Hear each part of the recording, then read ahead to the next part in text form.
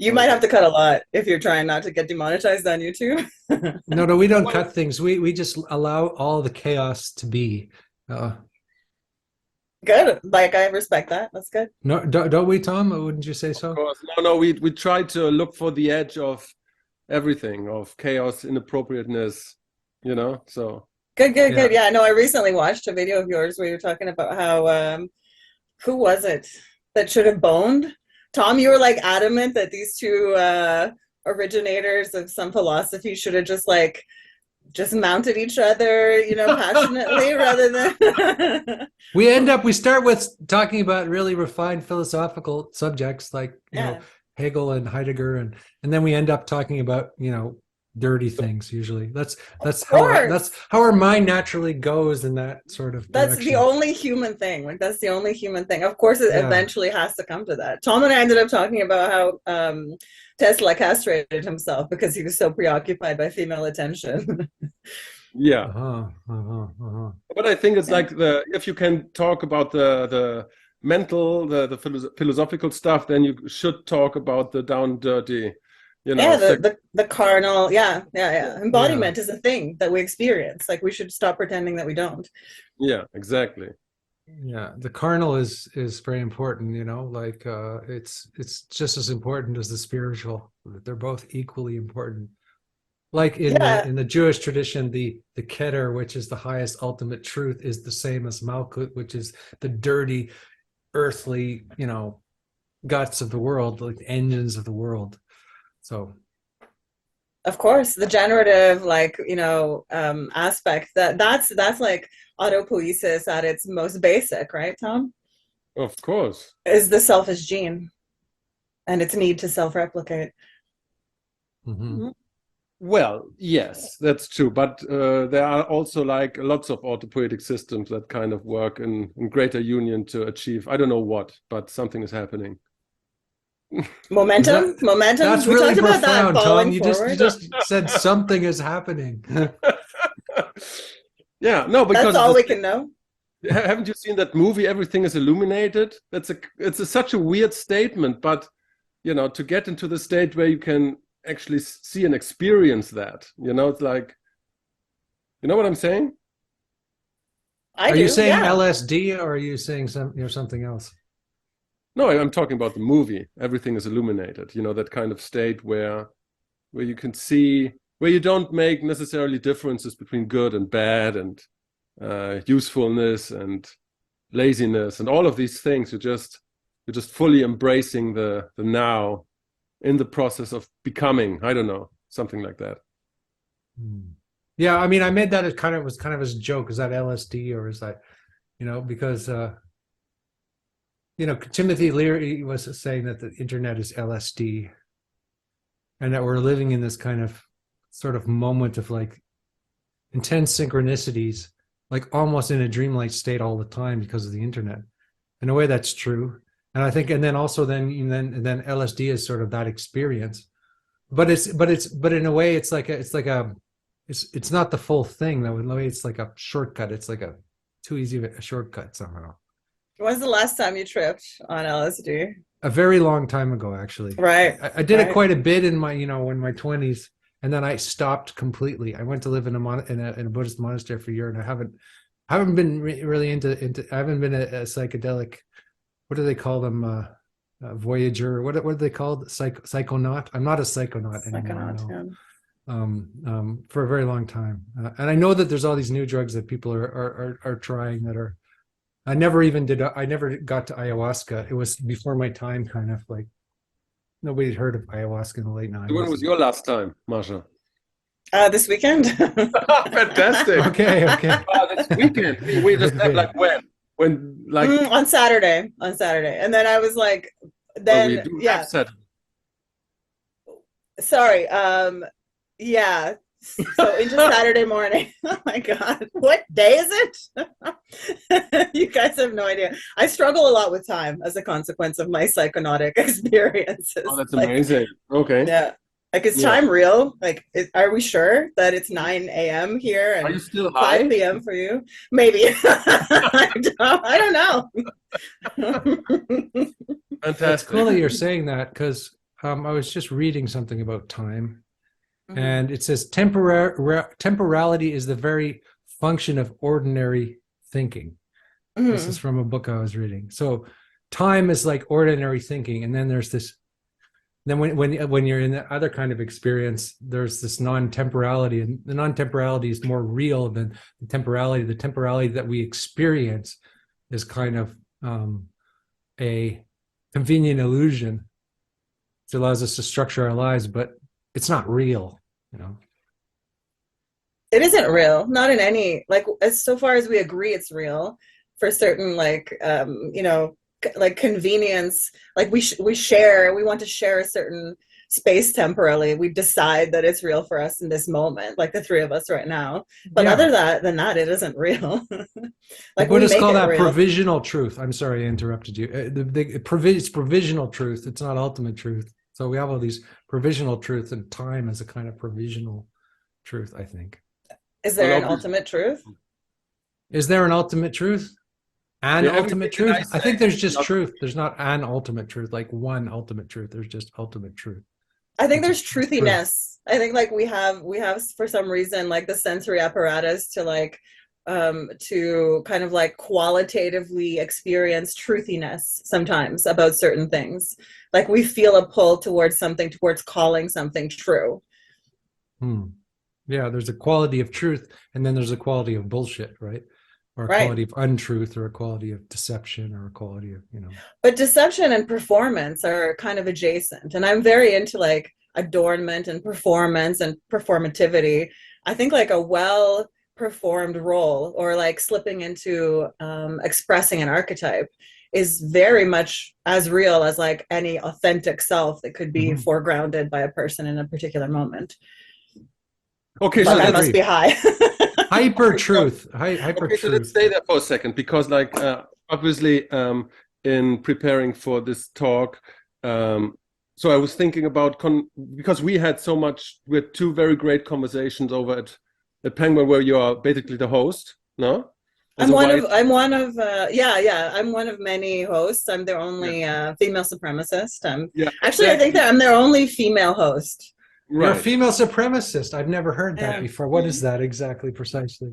It's a way to avoid calling myself a feminist, because I no longer like I'm also really like loath to be captured by any power block. So like as soon as you identify yourself as a feminist or as whatever, or as belonging to any philosophical or spiritual tradition, you're part of a group. Things can be assumed about you, you know. So if I say I'm a female supremacist, that's far more interesting than I'm a feminist. Like that, people think they know what I mean when I say that. Also, I don't share any real, like, you know, deep political aspirations or existential aspirations with many feminists, especially this third wave liberal feminism, like the get your tits out, pussy hat, like, you know, liberated whoring on OnlyFans feminism. Like, no, that ain't it. So it's not your cup of tea, but you do believe that the women are supreme, or is that an ironic title? Like, listen, there, I do. Listen, there we go. I do. But also there's room in that for males and for male experience. And I can really appreciate masculinity more so than most feminists, I would say. So you're giving room for masculinity. That's very kind of you. Yeah, you're welcome. Well, that's what women do. They give room. That's true, yeah. From the architecture of things. Tom, you're such a chauvinist to say such no, a no, thing. no, no, no, no. That's a social architecture, like physical architecture. You know, it's like that's what it is. You know. No. Yeah, biologically also. Yeah, we bring you all into the world in our bodies. Yeah. Like, what more deeper, like, kind of archetypical, you know, genesis could there be to female superiority than that? That we're the gates of the world to all males, and that they should continue to tremble at our feet afterwards. Yeah, no, I'm trembling right now. Actually, I'm trembling all over. In fact, I agree. So, but anywho, so the idea was because we had some talks about identity before, right? We Yeah. did, So yeah. I thought so we could kind of continue that because I was reading, and maybe Andrew can allude to this. So we're like both in this kind of what is it, like the IDW, the intellectual deep web, and Alexander Barty talked a lot about about identity, that identity shifts away from sex as being essence, as sex as being like what did he say, like a trans express, like there's a archetypal transition into a more fluid kind of understanding. And so he was using a basic difference between the shamanoid couple between the executioner and the whore, and the historical and the archetypal relationship to it. And so then you said something, Andrew, Well, what I said was something that somebody told me once, and the reason that sexuality is so complex and dangerous for human beings is that in the most like reptilian, let's say, part of our brain, or in the most primordial part of the brain, what we are attracted to, what men are attracted to is, and I'm not speaking for myself, I'm speaking for kind of like the uncivilized brute, person is younger women, and then that that's why the whore, whether the whore is like an older woman or not, they're always trying to look like a teenager or something, right? And then the attraction, and then there's and then women are attracted to the most brutal man, right? The man who can protect them the most. So that's the executioner. So we're talking about that as being like, so there's those are the edges of all sort of, that's the edge. Yeah, right? But the point of human attractiveness, and then we're talking about how we exist on this kind of a spectrum of attractiveness. So on one end you would say that there's the whore, and on the other end there's the executioner. Am I misinterpreting something that Alexander was saying, or? No, but additionally, he gave some examples, because it's not just the brute alpha male, the bad boy. It's a specific brand, So he mentioned, the relationship with Bonnie and Clyde and Kurt Cobain and Courtney Love. Presumably, you could also say Jim Morrison and Pamela Curson, because they have a specific tilt, both of them, and they're not like people that are necessarily brute.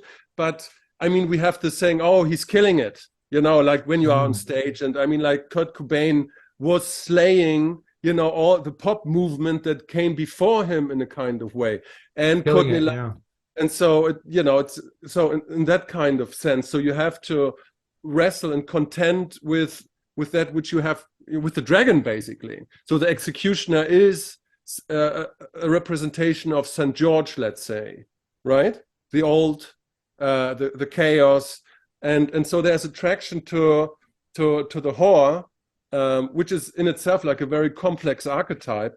But it's also, Alexander was kind of alluding to the fact that historically, in the old kind of city like London, the barrios, the quarters where they lived, they were very close together, living, the whores and the executioners, and were having like historically kind of always like a tense relationship with each other.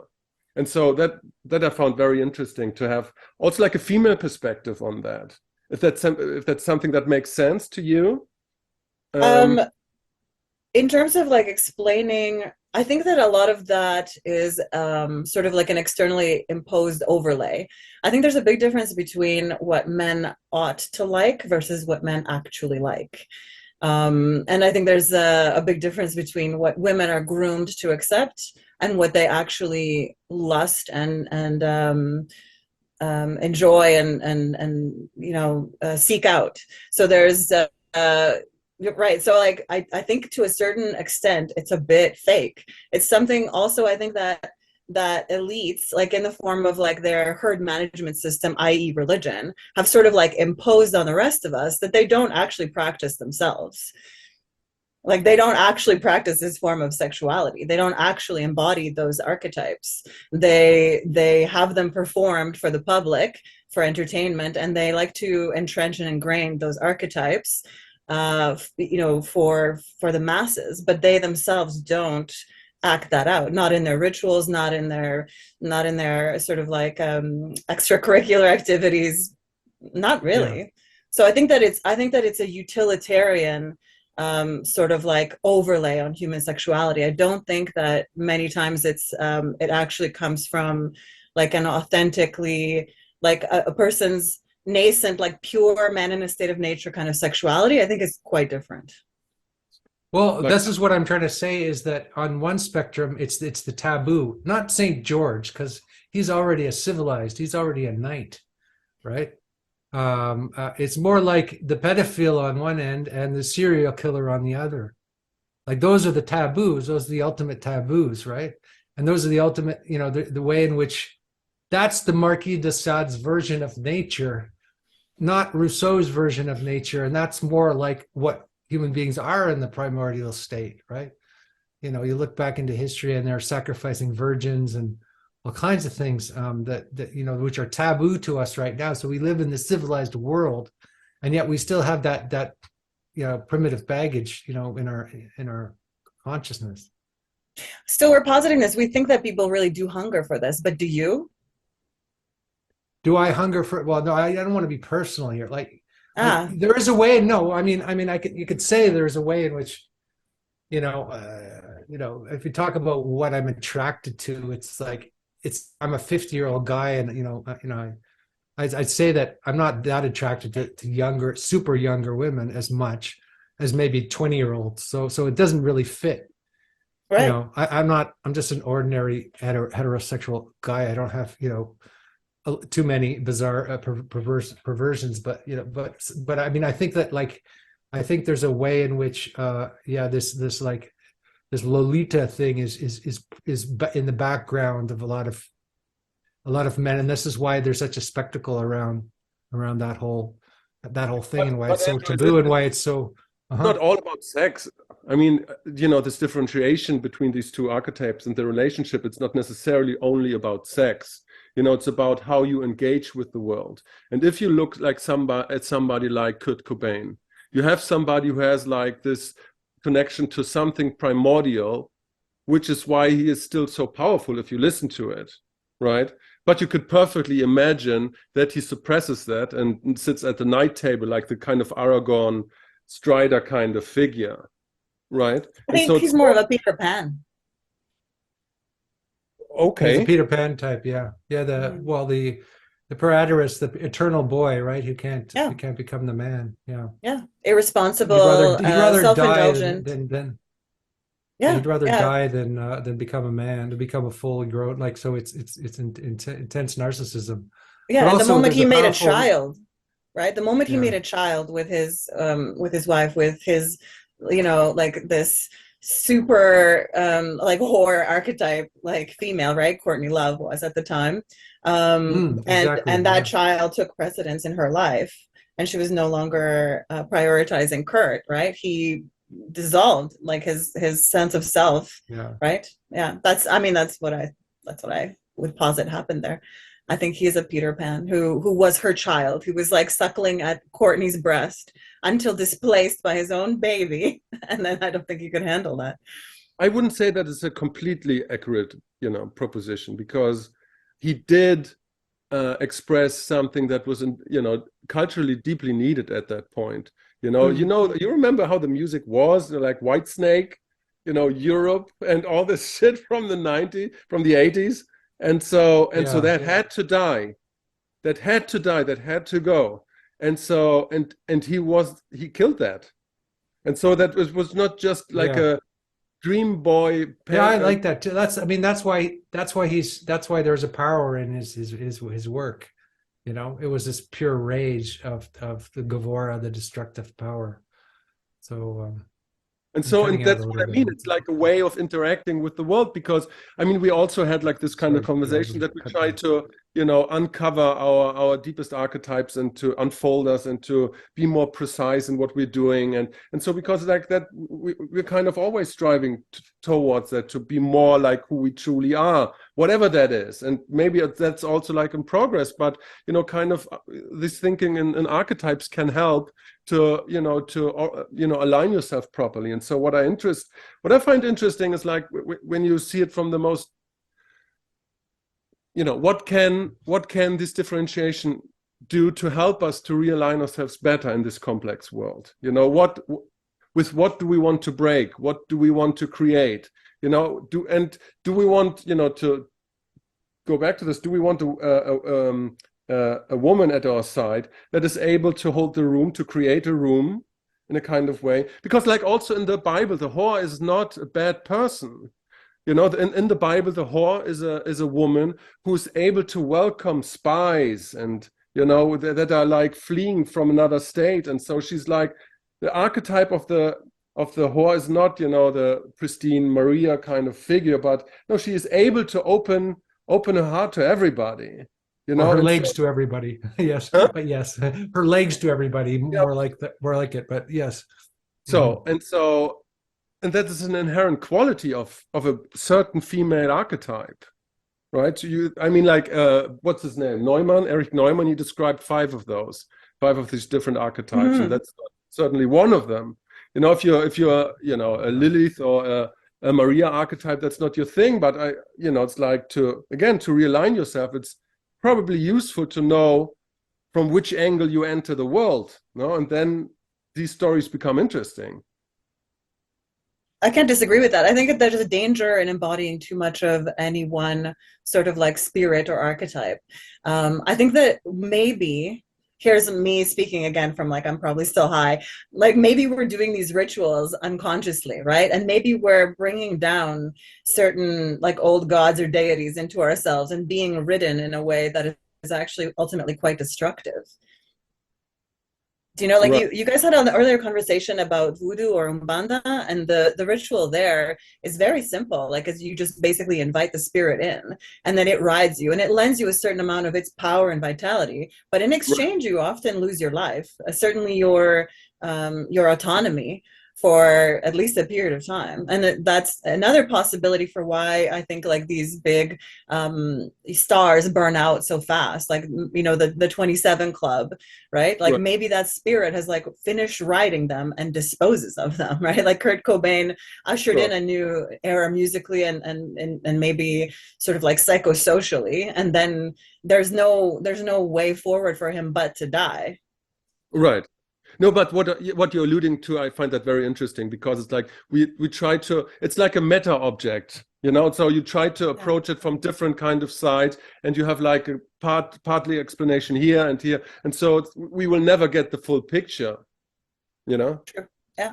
I mean, I think we can take different perspectives, and that's interesting, and including on ourselves, which I'm not sure to what extent that's even possible, right? To be faithful observers of our own processes.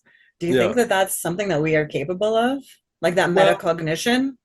Well, I don't know, but I don't know if you have seen that recent Netflix documentary about chimp empire, and it's fascinating, because it's like there's this big forest in Uganda, which is for literally millions of years mostly inhabited and ruled by these chimp populations. I mean, there are other, but they're like having big societies, big tribes, 120 apes. Lots of these tribes, and so they have like this pattern. They obviously can't speak, but they groom, and their grooming habits it's like having a conversation, so now we're grooming ourselves in a kind of way. But the interesting thing is, it's so human, the mechanisms, the archetypes, the everything. It's like, oh no, I know that. So it's so it's like a mirror of something that you normally don't see and probably don't want to see. How much of our being is actually like determined by these million years old genetics and social structures and whatnot. And I mean, we share like 96% of the genome. And so, so in one episode, it's just 4 episodes, but in one episode, like one that happens in every tribe, that one female young woman leaves the tribe to go out into the forest and find another tribe, right? And so there's genetic reason for that, because because of inbreeding, basically. But this is painful for everybody involved. It's painful because she's sad, and the others too. But I mean, that's what's happening in every culture. Like with us humans, like women go out, leave their parents behind, and that's always like a drama. When the boys get out, it's like, yeah, come on. But you know what I'm saying? It's like, no, Yeah. I'm leaving my tribe behind. That's a very conscious decision from a woman, right? I know this from my ex-girlfriends, but it is not necessarily like a human invention or thing. It happens for millions of years in these ape communities. I find that's an archetype. The young princess, going out, and you know what I'm saying. I do. Do you know about bonobos? They're also a type of chimpanzee, but like they're quite specialized, and they're all of their kind of like social, socially lubricating like practices involve sex. Like they give each other a head all the time, females on females, whatever. Like it's just, that's like the most transactional and normal thing, is just like orgasms just are like the thing. Yeah. So I don't know. I'd say like probably in this iteration of like Western civilization, it's probably more bonobos. It's just like who can make who come and how often and when and how the transaction goes down, Yeah. Have you read what's this Sex at Dawn from Chris Ryan? Have you read that one? Yeah, I really like him. He's great. Yeah, I love him too. You should have him on your podcast, because he's on my list. No. Yeah, because he described kind of a conspiracy that happens with Darwin. I don't know if you remember, because like genetically we're more closer to the bonobos, but the scientists, influenced by the church, didn't propose that, but they needed, this kind of competitive behavior, which, the chimpanzees kind of showed, in order to explain our human behavior. And so it's a very interesting book. Bravo, yeah, so we pretend we're chimpanzees and we're actually bonobos. Is that the thesis? Yeah, the thesis is that, the chimps were used to explain human behavior, because we needed to explain our warlike, especially monogamous behavior. But the bonobos that are, poly whatever, they're like like a free sexual flowing kind of have a social structure that wasn't compatible with the Victorian age at that time. And so although the bonobos were kind of closer, the scientific study veered away from the bonobos to explain us. And that created, of course, like a whole narrative about who we are, and how we solve conflicts.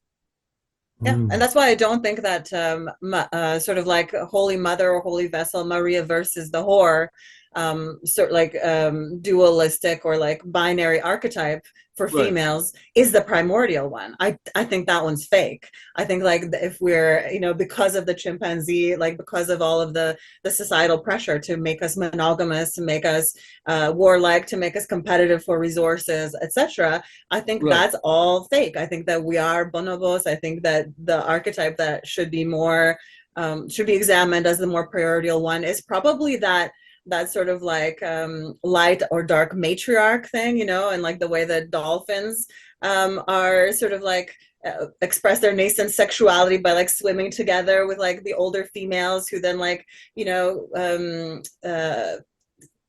don't know how to say this in English, like who get them all excited and like, I think that there's more there. I think that humans are more complicated. Dolphins are rapists, apparently. They rape each other, and they also sometimes even rape humans. I heard that somewhere. Like, and they masturbate with squids. Have you seen this? They'll like grab a squid. But the thing is that people spiritualize dolphins, but they're actually like they're almost serial killer rapists or things. There's really, they're not that nice dolphins. The only reason people want to protect dolphins and not tunas is because tunas are ugly as right? Big ugly Yeah. fish. So we can kill tunas, no problem. But if you hurt the dolphins, oh, it's terrible. Well, we shouldn't be eating dolphin flesh because they are a high order predator, and like toxins like accumulate a lot in their flesh. That's why I wouldn't personally eat dolphins. But the fact that they're, I mean, like here's an uncomfortable fact: is like higher intelligence is highly correlated with antisocial behavior, including like psychopathy, sociopathy, like the whole like idea of contextual behavior, like that some things might be okay in some circumstances, right? Like not like that moral relativism that we're so uncomfortable with societally, you know. Mm-hmm, mm-hmm. Well, Which brings us back to like Nietzsche's Crowley Overman and or something, beyond good and evil. yeah, right. Mm-hmm. Yeah, the whole of the law, do as thou wilt. And then Timothy Leary, like Tom, I wanted to like kind of question you about this thing about when we're going deep with meditation and not finding the self, right? Like that to find that there's no one home. Right. I want to challenge that. I think that you maybe were listening to too much Ram Dass. I've never listened or read Ram Dass, to my dismay, but I never. But he's a big influence on on the Western meditation community. Like right. he went to school with Timothy Leary, and they were lifelong friends. And he plagiarized, plagiarized a lot from Leary. But he brought a sort of like very specifically, I think, Semitic flavor to that like Eastern knowledge, which was like very sort of like self-denying. And I think that his pursuit of like one of his books is called something like that, even like the truth for nobody, yeah, something like that. That like yeah. So I think that's I think that's also not it. That's not also not the primordial archetype. That's also not where like traditions that use meditation as a way to like get deeper, that isn't what they would maybe say is happening. You know, like that's, well, what about Buddhism? Level. Buddhism is all about anatma, no self. It's the entire philosophy of Buddhism and Zen and Advaita as well, and the whole Eastern it depends tradition. On which type of Buddhism. Like there is the Buddhism that is created specifically for client states, right? Like Tibetan Buddhism is a disgusting form of like it's like a religious like elite holds the country in sway, keeps slaves, murders beautiful women because they would pull people into the Maya, into the illusion of the reality, practices like horrific things at home, and then internationally sells itself as the way to enlightenment. Like it's not, that is also not something to aspire to. Like these are capitulated, emptied, hollowed out traditions that, like, if we lean on them too much or rely on them too much, they lead us astray. Okay, so but Masha, so that's why I find it so sad that, you know, these German philosophers, they're not really part of the international conversation about these things, but because there are a couple of great ones, like Thomas Metzinger. He's a philosopher and you know, and he wrote a lot about something that he calls the ego tunnel. And you can certainly approach it like psychologically from the cognitive apparatus, but also like from the neurobiology of how the brain works. And so it's like, cognitively speaking, it's pretty clear by now that the consciousness, or that the mind creates an illusion of self and ego and this. And you can explain that, you know, with the term autopoiesis, you know, like how that works. But you can also use the term autopoiesis to describe how the brain does it. And so you have the brainstem, and from the brainstem, the electrical impulses go out to the frontal cortex, and then they go back, and it's an internal cycle, but there is no self. The idea of the self is created by these autopoietic cycles. And when you're aware of that, when you go deep into this meditative states, there's nothing. There's no thing. It doesn't mean there's nothing, like a void, like a nihilistic void. It's not a nihilistic void. It's a plenum. It's a no thing. It's not a thing. Because you shed memories, you shed traumas, you shed, the deeper you go in meditation, the more the layers you create from your experience of who you, Masha, are. It's like, so you start to meditate, and so at first the disturbances that you have in mind is like things that you did today or from a week ago, and then you go deeper, and then you kind of old memories come up and traumas, and your father has said that thing, and then you go deeper. You can let that go, but you also like kind of let go structures of your personality in a kind of way, at least for that particular moment. And the deeper you go, the more you let go of like very basic architectonal structures of your identity, till you come to the point where, in the center is just void. And that's a very grave and shocking realization, because there's one thing that when you understand that theoretically using cognitive science or neurobiology or whatever, or you have that experience when you do ayahuasca or you do like deep meditation, there's nothing. Shit. It's funny, we were talking about LSD at the beginning, and I remembered when I was in my 20s, I did LSD, and I was walking around the streets of Montreal, and I was eating a banana, and I ate into the banana, and I had this realization that it was not a thing, and there's no thing. And so this is me as a naive person on LSD, and I started walking around the streets and telling people, there's no thing. Hey, there's no thing, everybody.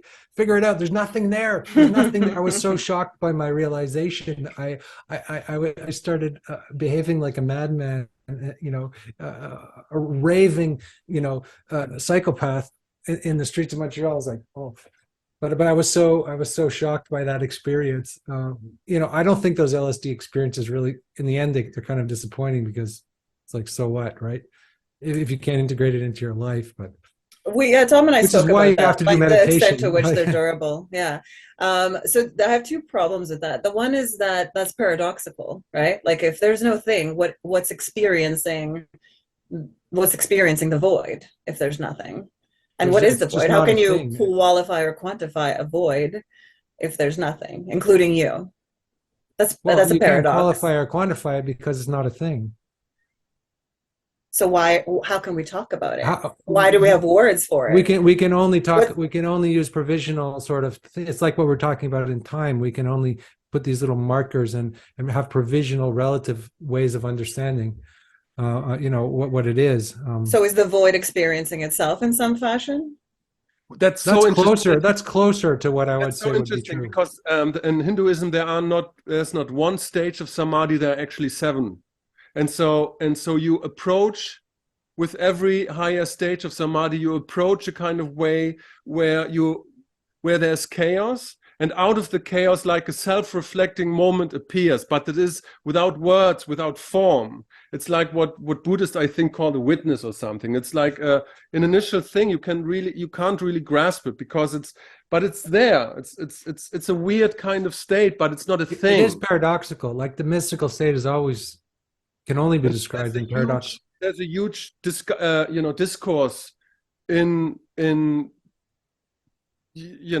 philosophy about these kind of things. How can we describe that? Because it's beyond description in a kind of sense. Right. And my other question is why? Why? Just to flex that you've been to that level meditatively, that that cognitively you're capable of like holding this paradoxical state for a time. Why?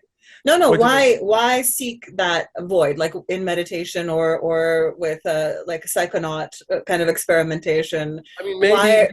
What's the longing for nothing? No, you don't like you real. The thing is that the seeking falls away, and the void is. You find that the void is seeking itself, as you would say. That's not what she's asking.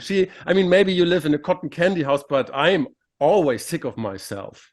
Yeah. No, I'm precious. I'm an expression of life's longing for itself. It's my duty to live beautifully and capably, and to enjoy everything that this world has to offer. Man, I just want to let go. Okay, so you're a man. Here, this is the other thing. I think that it's a very male pursuit. Like you're always trying to go back to the void, trying to go back through the gate, into the womb, into the primordial waters before consciousness. Yeah, that was sort of Freud's critique of mysticism, right? He was talking to this mystical guy. He was talking to this mystic. He had this long conversation with this guy who was sort of into Indian stuff and mysticism and yoga. And he said, I don't really understand this stuff, but it seems to me that he just wants to suck on his mother's tit again. That was his entire. I wouldn't say that. I'd say the non-existence. That was his entire synopsis being. of the entire mystical experience. It's an experience of intelligence. It's not an experience of just primordial forgetfulness. There's an intelligence there as well. So that's what's different. That's what he didn't get, Freud. Society, it's society and its miscontents, or what's the title of that? Yeah, I think that was the book where he actually elaborated that from his conversation with this. I forget who it was. This mystic. So he wrote the whole thing off, in materialistic terms, of course, which. But he didn't actually investigate it ontologically himself. What Hilbert calls the pre-trans fallacy, because like Jung was kind of looking for these states after ego, let's say, and Freud was looking at it as pre-ego, and so they didn't understand each other. And so exactly, yeah. Freud was looking at the infantile states, right? And he was staying there, and that, of course, that could be that could be a trap. That could be Freud and Jung. This is the conversation you guys had, that they should have just mounted each other. They should have allowed each other. Oh yeah, Freud and Jung, right, exactly. Yeah, the sexual tension between them, and I couldn't disagree. Like, I think yeah, they would have resolved a lot of them. They were lovers in the beginning, and then they got too close, and then this mimetic rivalry developed between them, and then they could either fuck or just never talk to each other again. There was nothing. Yeah, there's no in between place there left for them. Yeah, I think Freud is an inveterate, just like absolute bottom. Like, I think he tops from the bottom, maybe, right? Like, but I think he's the bottom 100%. He's the bottom. If you've read any Freud, he's such a bottom. He's always on the bottom, Freud. He might be a size. He's the on top. Like he talks like the on top, right? But he's really right.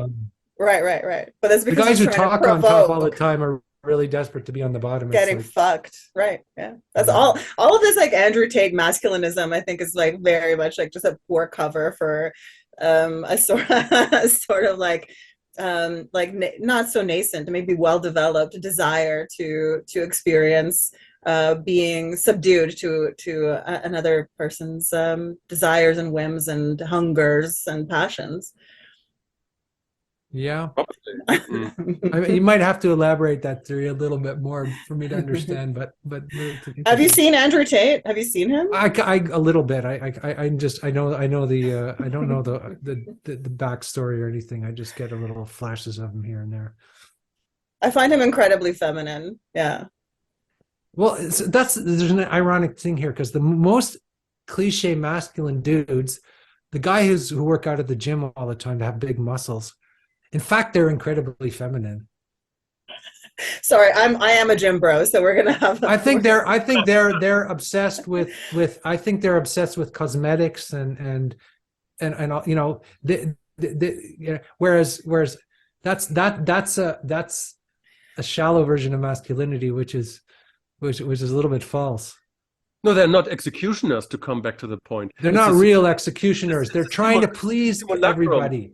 It's a simulacrum, like they're the real thing. They pretend to, but they're not doing the real thing, and that's the weird stuff. Yeah.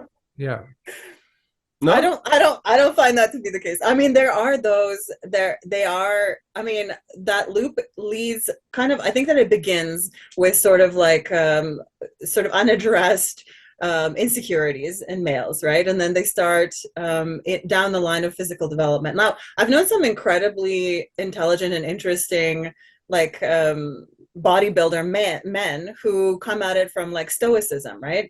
Yeah, that quote about it would be a shame to grow old without knowing the strength and beauty of which your body is capable, right? So they see it as a kind of like a life quest to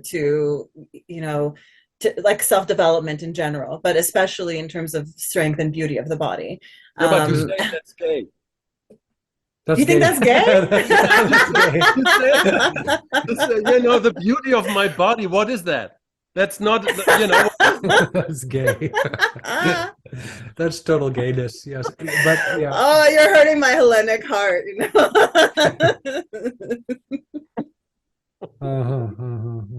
Yeah. You just said it. There's nothing.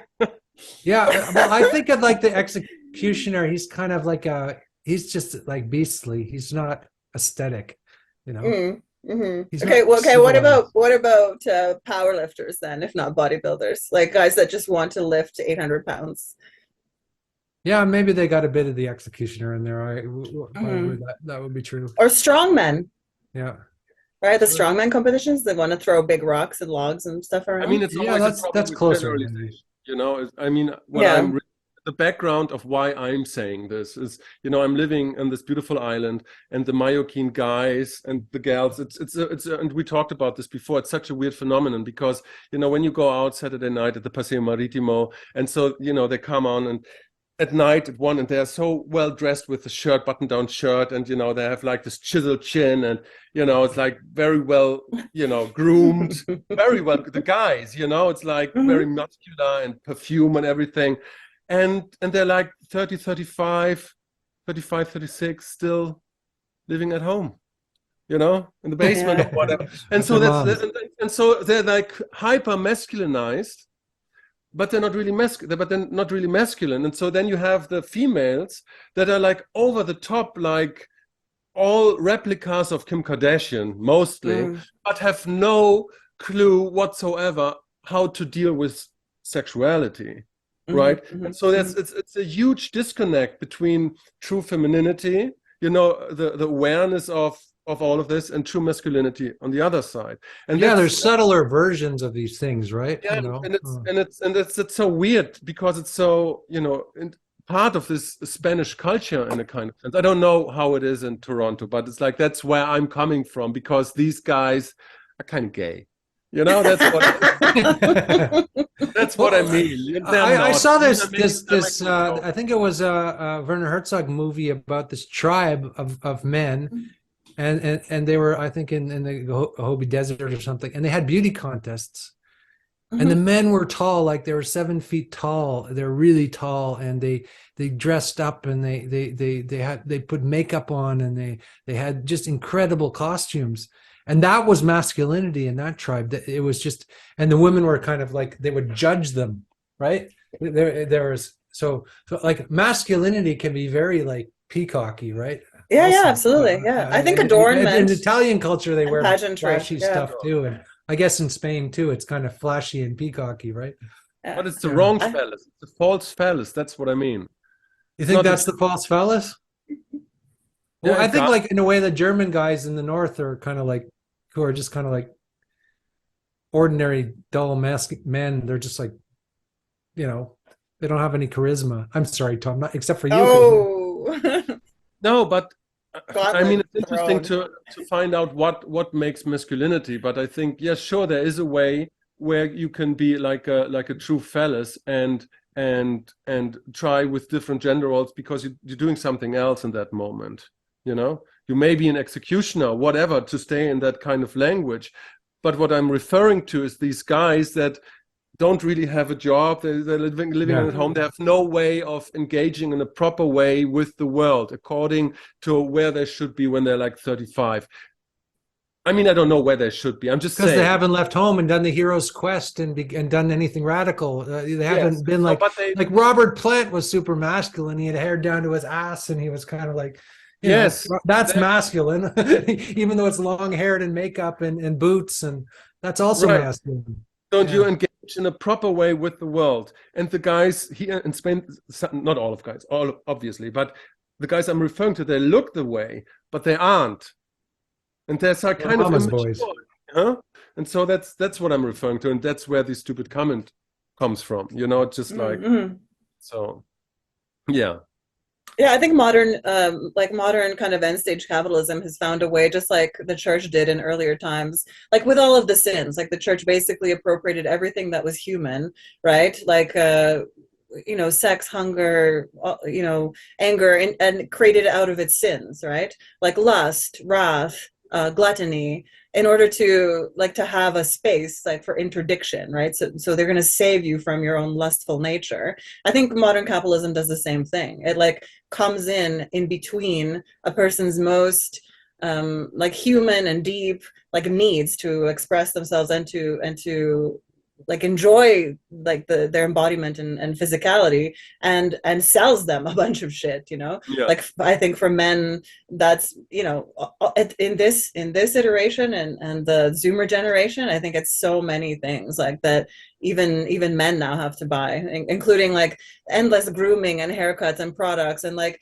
special razors for your balls, like perfume for your ball sack. Like what in the fuck? Yeah. Like why is that necessary? That's an extreme state of late capitalist, you know, decadence. Right. Like whatever it is that you need in order to experience that engagement, embodiment, like presence in this world, they have to interject with some product or some process or something to sell you. You can't just be the type of man that your genetic destiny has decided, and then just like go and negotiate some like fulfilling and wholesome sex without, again, that sexuality, right? It's all of these toys and tools and like complicated, you know, like dominance, submission. Fuck, like why can't people just be together and then enjoy themselves with everything this world has to offer without all constantly being intercepted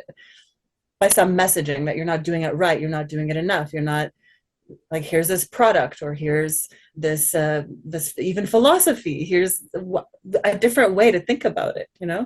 But I'm kind of like a primitivist. Like I think that, you know, these explain that, because I find that interesting. So you're not, you know, there's neoliberalism kind of invading in our lives, and you mentioned the church, and we talked before about the duality between you know, Maria and the whore. So, you know, which is you know, so but how do you conceptualize, you know, sexuality in that way?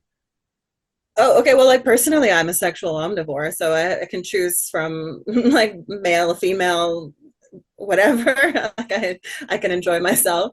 So that maybe like that's speaking from a particular corner, but like as an archetype that I'm interested in, it's more of that, like in like modernity in the West, there's an assumption that in heterosexual like relationships, the female is receptive, passive, like open, as you've said about the whore opening the legs, needs to be pursued, etc. But that's absolutely not. I don't think that that's like the true vibe. I think that women are very predatory and right. like and very desirous of sex and very capable of a kind of like aggressive pursuit and of like active envelopment of the male rather than passivity to penetration. Right. So that's what Fanny was saying. I had a guest on, and she was talking about the whore and the Madonna archetype, and she was saying that's a projection of men. He doesn't know what. What? It's a projection of men, the whore and the archetype. The whore is like, this is more of a, but in other cultures, like in the Hindu culture, you have a figure of Kali, you have ferocious, you know, female archetypes. But somehow the Christian culture has done its best to keep that bottled up or hidden or push that away on some level. And then I think it flips to the opposite extreme. So probably this kind of prudery of the Western sort of Protestant culture becomes ultimate decadence of late capitalism. It's like they're two sides of the same coin. So there's not just a natural relationship to sexuality. Yeah, I agree. Again, yeah, again, that intercession, interdiction, interference, like some outside force wants to get between you and the like a natural, I don't know, there must be a better word for it, but it's all fake and gay and coming from the outside, right? Like even like homoeroticism and homoromanticism, I think is natural to a certain extent. And I don't think that all erotic energy is for sex. That's the other thing that I think young people don't understand, that there is a kind of like early infatuation that is like, that's an energy that's present in order for you to want to bring someone close very quickly and get to know them, but doesn't necessarily mean that you need to be like bumping uglies, you know. It doesn't necessarily mean that that's what it's for, or the vibe underneath. It's just a primordial sort of energy that can be directed in any number of ways. Yeah, without that, you need this drive to make experiences, and that doesn't change if you're like 18 or 16 or 68. So I wanted to ask, what was it that I wanted to ask? So you were talking about young people, and so I think the difference is that when I was a young boy, right, I was so engulfed into this idea that I couldn't describe it back then, but that woman is like this complex kind of thing, this complex space, that I have to find out how that works and how, it's like, but you can't. That's the only thing. And it took me a while to understand that the only thing that's really important is that, as you said, that the woman is also a predator. Very much. And so if I would have known that with 17, my life would have been so much easier. That woman goes to extreme length to get the D. So that's yes. But women tend to be better at playing that game and hiding that, I think, in our society. In any case, yeah, but also they're better. They hide their predatory nature because it's supposed to be unclean or something. I think it's almost like, right, they hide that part of themselves, so that's how they trick men. So they're trying to be a good girl, that they're chaste and virginal and pure and Madonna like, right? But yeah. And that creates this. And also they don't say yes right away. Men just say yes right away, and they say no a lot more before you get a yes. At least in this culture. So I think men are more sexually opportunistic, though, in my experience, like a little bit less they're discerning about, especially at a certain age. Yeah. Sure. Yeah. But they are discerning, but they're not discerning. They're not, I don't think there is, like when they're young, they're not looking for a life partner. They're just looking for experience.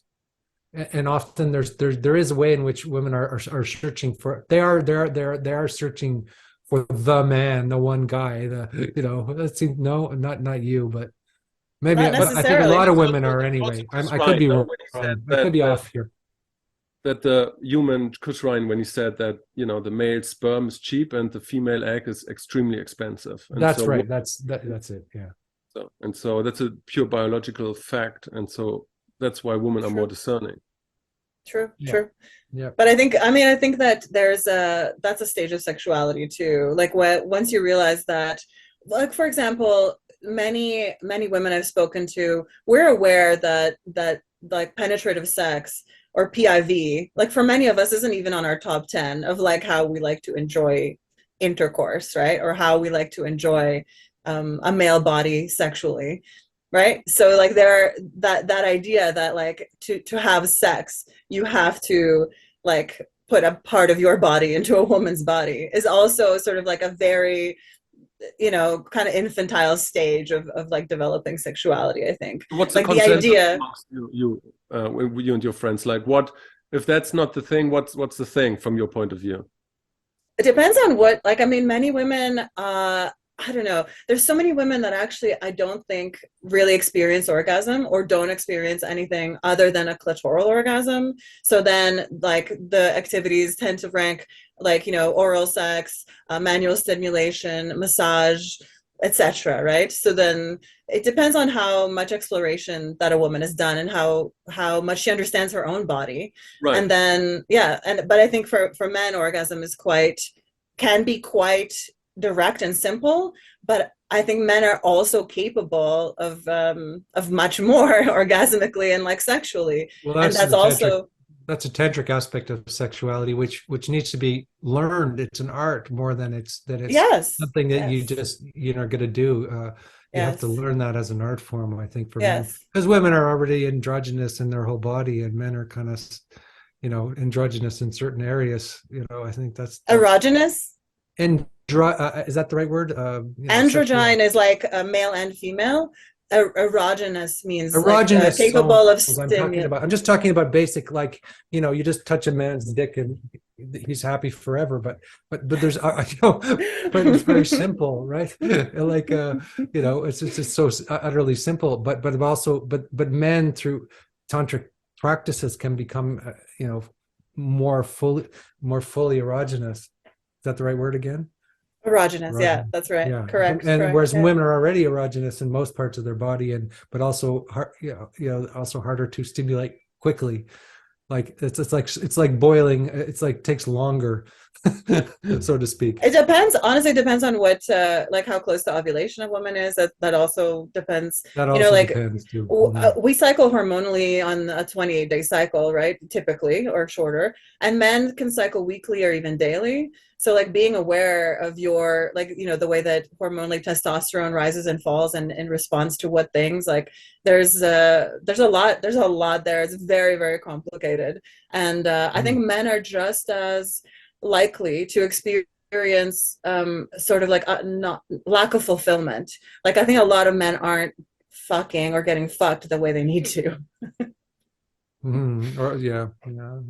Well, the lack of fulfillment is probably just like the orgasm addiction to just quick and dirty orgasm, and then you're tired and Well, that's dopamine release. That's a kind of like sort of masturbatory. I think that's a problem. I think that like if we're talking about porn addiction, that can really handicap a man's sexuality. Yeah, and cause a lot of problems to the point where they're asexual, and that's a huge phenomenon today. As asexual men who watch too much porn, that they're asexual, they can't have sex with an actual woman.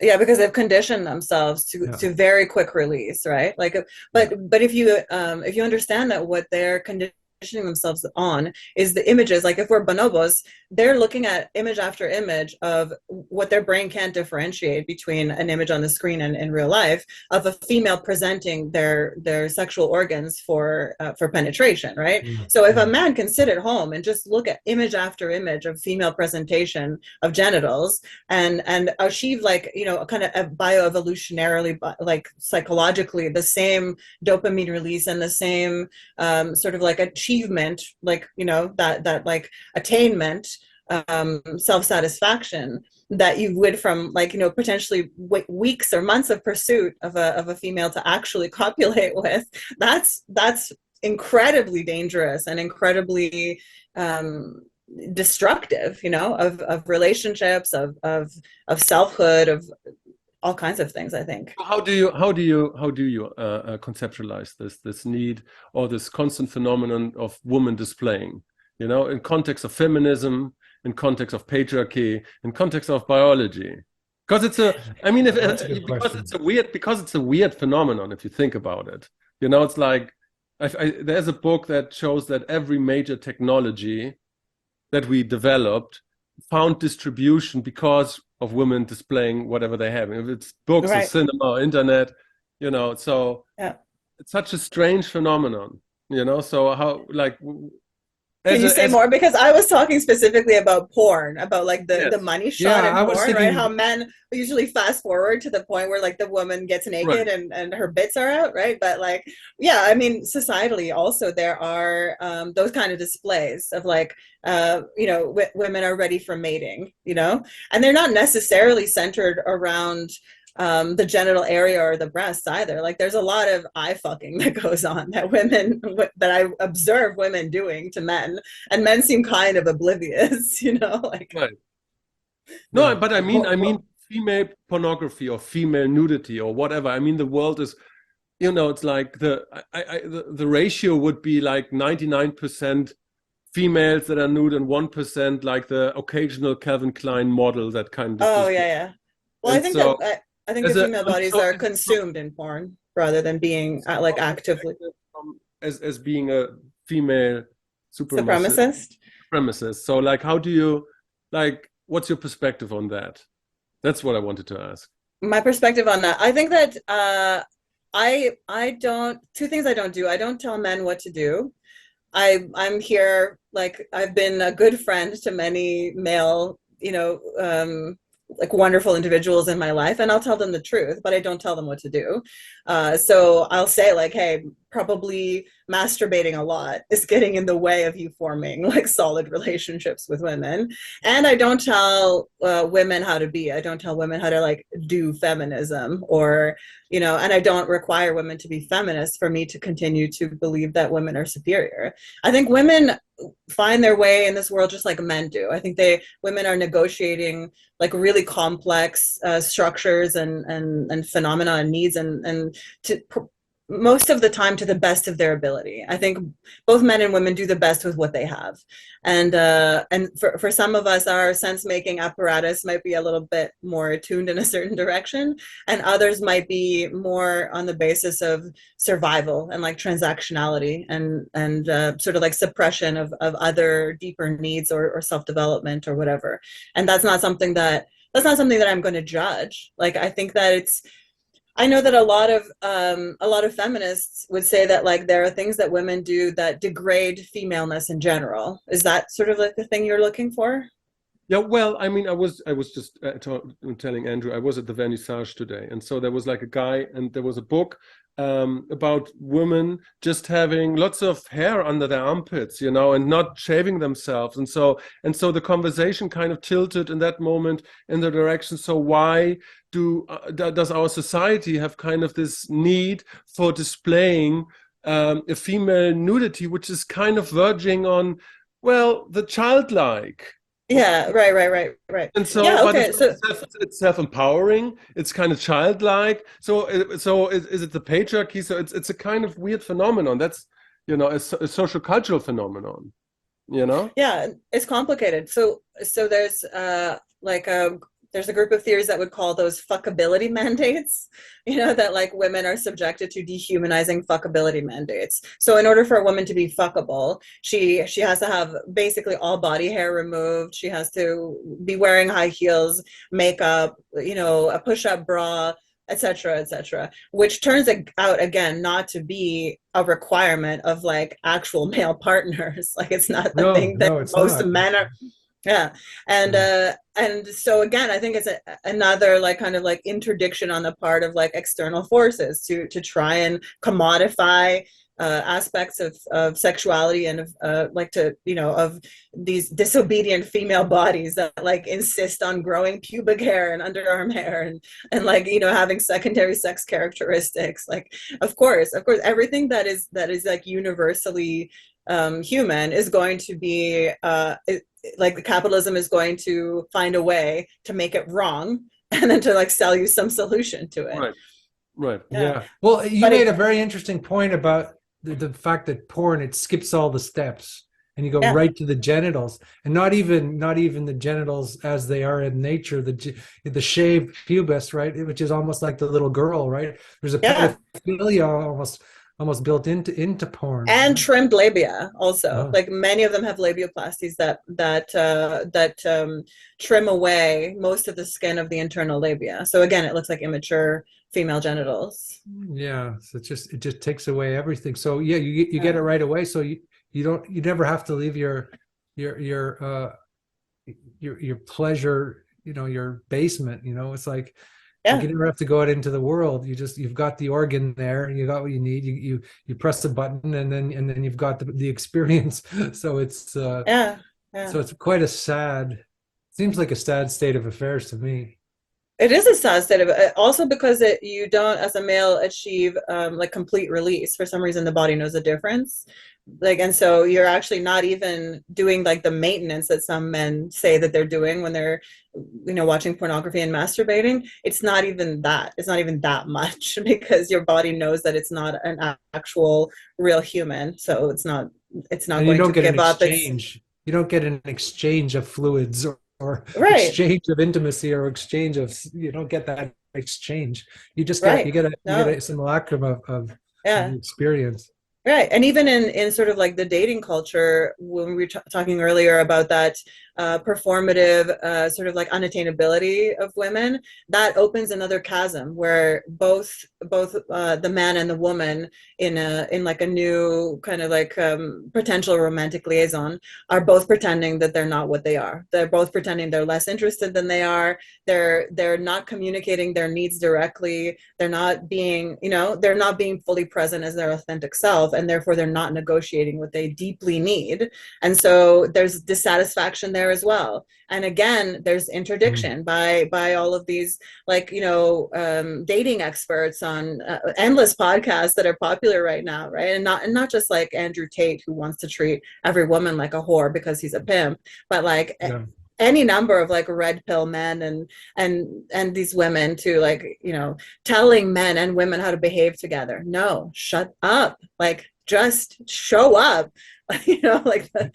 Absolutely, that's all that's necessary. I'm very much against introducing, as a solution to anything, like introducing more complexity is usually not the move. It's usually like we need to strip it back. We've probably made it too complicated.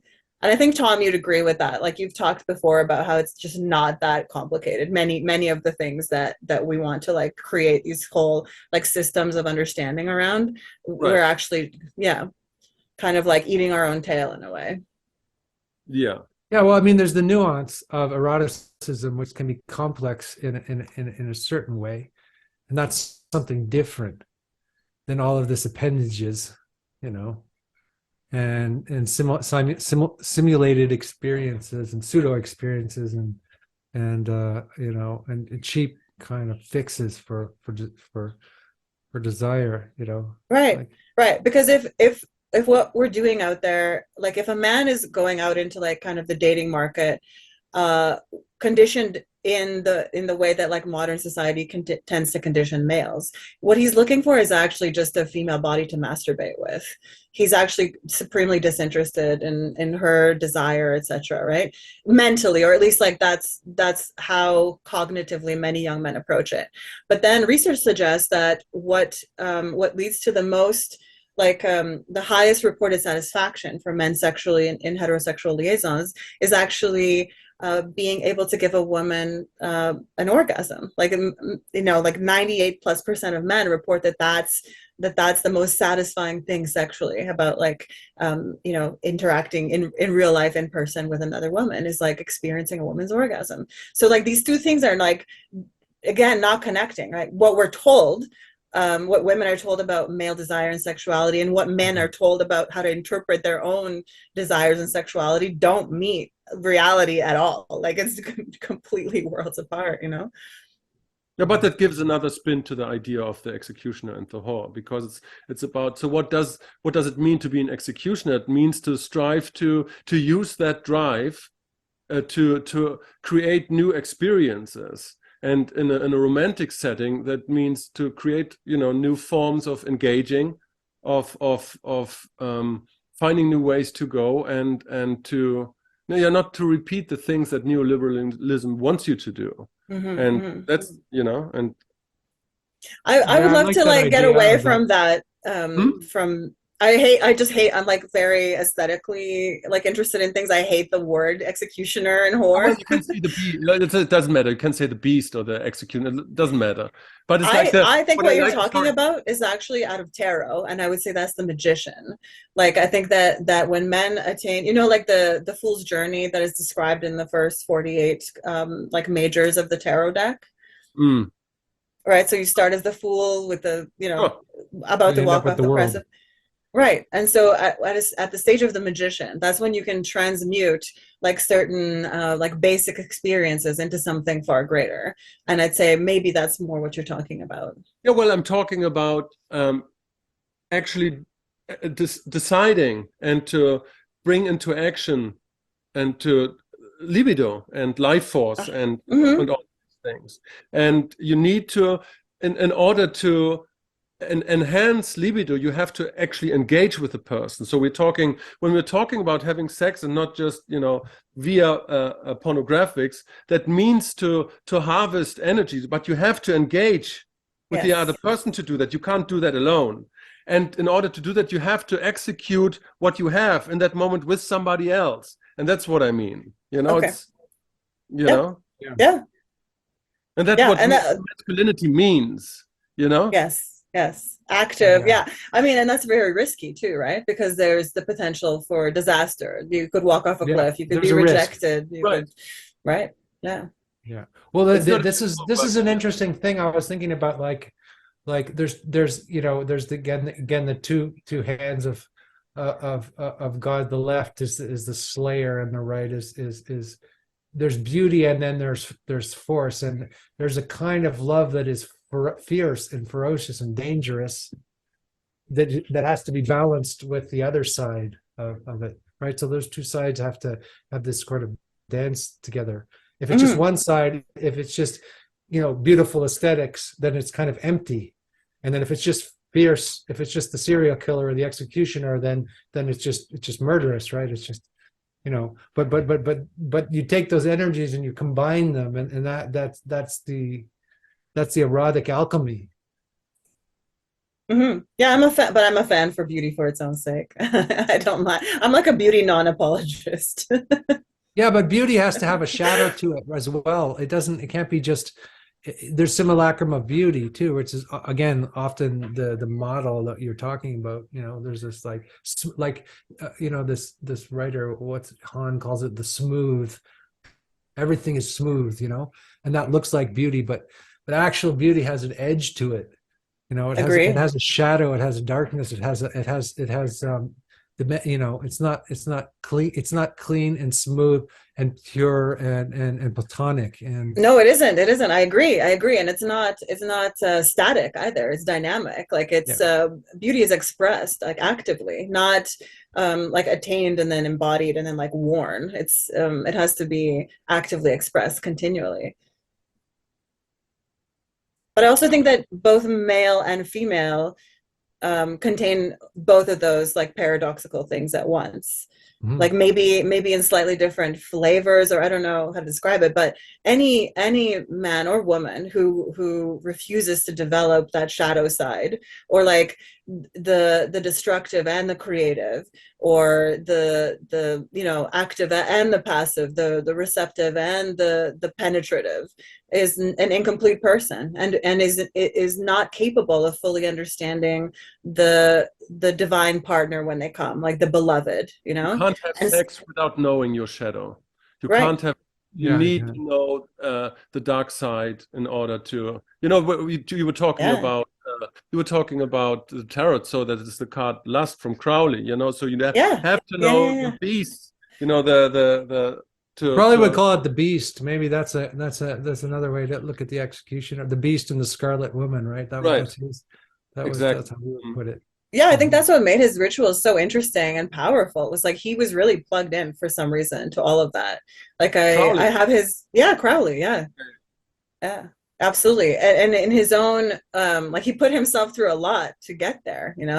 Like I don't show my tattoos, but one of the tattoos I have is of Odin's two ravens, Hugin and Munin, thought and memory, and he gives the raven memory. Like, so the mythology is that Odin has heard rumors of Ragnarok approaching, right? The destruction of the world, the end of the world. And he's sort of an interesting god, right? Like he's not your like father god that is, sits on high. He like walks the earth. He observes the things as they are. He participates in human rituals. And so he hears that the end of the world is approaching, and he wants to know it. He wants to have foresight of it. So he hangs himself from the world tree upside down, which is the Hanged Man tarot, and he takes out his own eye to give to the raven memory, so that memory can fly into the future to show him visions of Ragnarok. And to me, that's the tattoo I have, is of that raven carrying Odin's beautiful golden eye into the future, because that's also a representation of the price of like the masculine desire to know the female mysteries, because that has ever been a female mystery, right? Like prognostication of the future, divination. These are very much like red tent female mysteries. And there's a price for a man, for a male wizard or whatever, to attain that. And I think Crowley knew that. And I think that's one of the reasons that he supplicated himself to so many quite degrading sexual rituals, honestly. Well, that's true. Yeah. Then he had like newspaper announcements that he wanted to fuck like dwarfs and and cripples and everything. Wasn't that the idea? Yeah. I mean, I think I talked actually with a friend about exactly that yesterday, because we're so bombarded with these images, what society wants us to look like and to interact with. But it's like you need to break out of that mold, and Crowley was the first one who kind of aggressively did that, so because if you can't know yourself when you don't break out the mold. That's what I want to say. Yeah, I agree. I agree.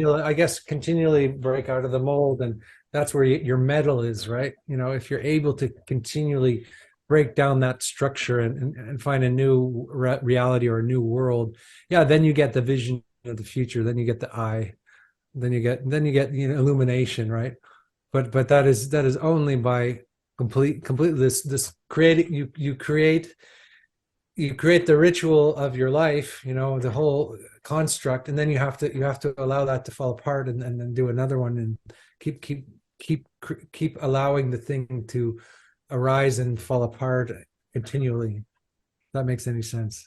It does perfectly. Yes, absolutely. You do. And there's a kind of bravery in that too, right? Like, because there's a kind of laziness in human endeavor. We want to think that anything that we're pursuing, there's like a point of arrival, that we've finally become the thing, including feminism. Like, we want to have arrived, we want to have equality, but in fact, both individually and societally, the thing is in the struggle, is in the journey, is in the momentum, in the unfolding, in the becoming, and in the unbecoming, in the dying, in the sloughing off the skin. One of the things about Jordan Peterson, when he says that that women are the dragon, represent the dragon, many women would say they struggle against that and call them a misogynist, and I'm like, yes, we absolutely are. We are the dragon. That's like female, that's, I think, what many women don't understand is that that's always going to be coiled tightly in that root chakra pelvis area of us, is that that kundalini energy of absolute immolation, destruction, that Kali world destroying, dance on the body of your lover until he's dead and the whole world burns. Isn't that also like a specific archetype? Is it specific? I don't know. Maybe it's not specific. Maybe it's the ultimate. I don't know. I don't think it's specific. I think it's more okay, well, I mean, you have the dragon and the virgin, right? And the virgin, I just got an image of the virgin. The virgin is the dragon, right? Isn't that the myth of Perseus, who rescues the maiden from the sea dragon? Yeah. And in an alternative telling, she is the dragon. She shows up. The dragon. There's a duality. It's she's tied up for a reason. She hasn't been sacrificed to the sea dragon. She's been tied to the rock because she is the dragon. Yeah, that's great, because that's not a non-dual view of it. Because normally the dualistic view of it is you kill the dragon to get, and then you're rewarded with this virgin, Right. But actually they're not two things. They're the same. So I think that's profound. Yeah, and I think the male, I think that pursuit of the beloved, which I think that there is a divine duality, like a man and a woman, the horned god and his goddess, right? Those are the two that sit in equal thrones, neither suppressed by the other. So I think that if a man is looking for that partner, I think that taming the dragon with love and returning her to her state, or turning her into a princess, virgin, whatever, that's probably the journey of true partnership, right? I think sometimes a woman needs to be rescued from her own chaos, needs to be reminded that no, you shouldn't be destroying the world. I love you. Just like Kali was, right? Mm-hmm. Yeah. I always think of it in alchemical metaphor. It's the fire is down here. It's the feminine. The masculine is the cooling, and it comes down. It drips down. Like mercury drips down, and sulfur rises. And the two have to meet and in the center, in the heart. Wow. Have you ever been spooning? The alchemical chamber. What? I want to say something because go. Because again, I'm living here in the Mediterranean, and mm-hmm. So image that you are invoking, woman being chaos and needs to be, what was the word that you were using, like being tamed and rescued, saved, rescued. Yeah. That's how Mediterranean women work, like Right. generally, and so, but I don't think that you mean that, being like, oh, I'm chaos, and you do this, and I'm loud, and I'm drama, and then she gets fucked, and then she's like completely aligned again. It's like and happy. It's not that's how the Spanish and the Italians work, but that's not exactly what you mean, do you? That's not what I mean. There's not, but Right. I mean, listen, you're on to me in some ways. Like you said last time about some of the stuff I was saying, you were like, well, it depends on temperament. And you kind of like gave me the eyebrows, like maybe you're talking about yourself. And you're not wrong. Like that is my context that I grew up in, right? It was like a Right. very, very passionate, like, mother, a highly capable, caring, patriarchal father. Right. Right. So of course those are going to form like what I think are like the primordial archetypes. Right. Well, Faglia's two archetypes are Nefereti, right? Is one, and she's just, I guess she's like the high priestess in the tarot. If we're talking tarot archetypes, she's cool and severe, and she's like perfectly symmetrical and cold and distant. And that's a female archetype. And then the other one is the Venus of Meldorf, which is this explosive earthly chaos energy. She puts those two feminine archetypes, like the ice woman and the fire woman, so to speak. So again, I think there's both. And what you were saying about receptivity and the cliche of women being receptive and men being active And passive, yeah. there's some truth to that, but there's also a receptive type of man. And then there's so all of these have their sort of opposites.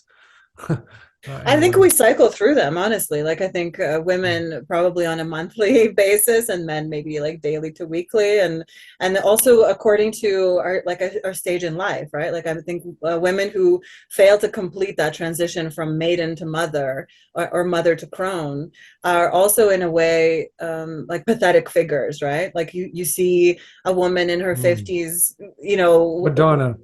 With her tits, yes, like who absolutely refuses to take on the crone, which to me is a very liberatory phase of womanhood. And like Tom and I discussed before, that's like in menopause, women start to they lose estrogen, but then they start producing more testosterone, and we talked about that as a basis for female leadership, right? I do think that that's one of the things that makes older women, like actual wise, like elder women, more capable of like Margaret Thatcher's of the world or something like that, right? No, I think she was tough women, built, right? no, I think she Not wanted that? to be, I think she was embodying a type of like masculinist leadership, which she didn't fully understand or deploy correctly. So I have very little respect for Margaret No, Thatcher. I don't mean to. I'm not talking about her politics. I'm more like talking Oh, about just the tough woman archetype, like this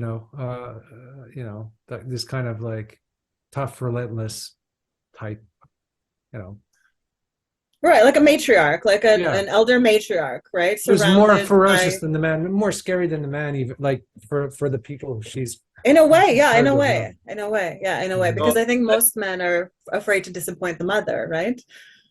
So Yeah, I that want to do a also. timeout now because Yeah. I was thinking about doing another episode about the matriarchy and the patriarchy. I'm on. And I want to have you there and to do a I'm into it. deep dive into that cave of things. Hell yeah. Yeah, So it seems like. Sorry, Masha, where can we find you? So I'm on Pangburn. So that's a project just on Call-in, and like we're making some YouTube videos. I also have my own YouTube channel, but I have no like specific obligation to Pangburn. It's just it was like a kind of like a ready, like kind of ready-made container, I guess, for some of what I wanted to do. And I think that Call-in is being bought out by Rumble, so it's likely that we'll shift there. So I think I probably will continue to be exclusively with Pangburn on like Rumble and Call-in. Otherwise, I'm completely a free agent. So you can find me on Twitter. I wanted to tell you, I think maybe you're like slightly shadow banned because I keep liking your things on Twitter and my likes are disappearing. So I don't know, like it might be. I was banned uh, from Facebook for no fucking reason. And they didn't tell yeah, me why, and I was banned from advertising on Facebook. I don't know why that is, or I don't know. They don't give you reasons for such things. right. Um, so So it's yeah. possible that like verification might be a good idea. Like you just pay for your blue check, but you can find me there, and I will like happily repost things there because that's exclusively my own kind of like Right. channel brand or whatever. And then obviously by email. And I shut down Facebook during like the COVID madness because I was fighting with people too much. But I do have like a pretty big following on Facebook. I could re-engage my Facebook profile if you guys have Facebook groups or whatever. Yeah, we've got Okay. it. We've got a not very active face. We're not very active there, but Yeah. Yeah. But I see that you have some events and forums and things where people participate over Zoom.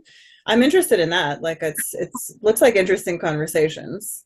yeah. I mean, personally, I have little groups that I'm doing. Like one group is I'm going through the Arcana tarot, and I'm also doing Gurdjieff. I don't know if you know I know Gurdjieff. who Gurdjieff is. Yeah, I'm I very do. fond I of do. Gurdjieff, and I have He this lives guy in who that does the. place where he had the institute in Fontainebleau. Yeah, I live near his house. I'm not far. Wow. I, the other And day I where was walking. Did I tell you this story about Gurdjieff's house he had, Tom? Did I tell you no, that? It was so weird. Okay, well, Gurdjieff had this big place called Le Priere in the 1920s, and all kinds of famous people went there, and it was sort of like a like like an ashram or something like that. Anyway, it's now there's some apartment complexes there, and there's the grounds of Le Priere, which was a big chateau, south of France, and I lived right next to it. And so we were walking. It was the 1st of May. We were walking around, and the park we wanted to go in was closed. So we ended up at La Priere in the grounds of La Priere, which was his old place. And we walked along this sort of little trail, and I found this like abandoned house that was like the wildest looking like haunted house you could ever see in your life. It was falling apart, but there were still things in there were still it was still painted walls like frescoes, and just this beautiful abandoned rundown house. And we climbed up very kind of afraid because we thought it could fall apart. It looked like there'd been a fire, and we climbed up to the top of this little tower in this house, and this was Gurdjieff's Are you this was kidding? his house, his actual house. Oh wow. And we just found it by accident. It was so strange. Oh Anyway, wow. I'm sorry to I know jump I in love there those interesting synchronicities like with that. that I, story, I would but totally take that as a sign, like some yeah, kind of mystical, like something calling you in, Like, but yeah. I'm interested in Gurdjieff and I'm interested in Helena Blavatsky too. I think she's a fascinating figure. Mhm, mhm. So that's